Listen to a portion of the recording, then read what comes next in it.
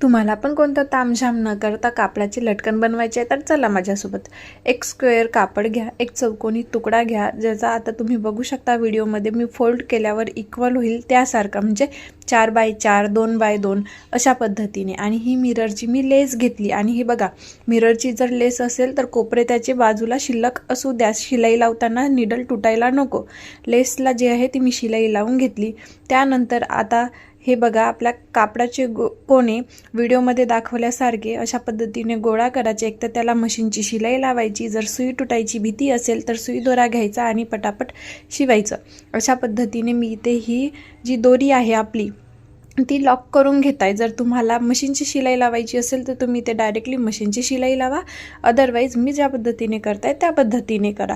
खूप कमी वेळात आणि खूप सुंदर असे आपले लटकन जे आहे ते रेडी होणार। आणि तुमच्याजवळ जर वेल्वेटचा फॅब्रिक असेल आणि वेल्वेटवर अशा पद्धतीचा लटकन जर ट्राय करायचं असेल तर विषयच वेगळा।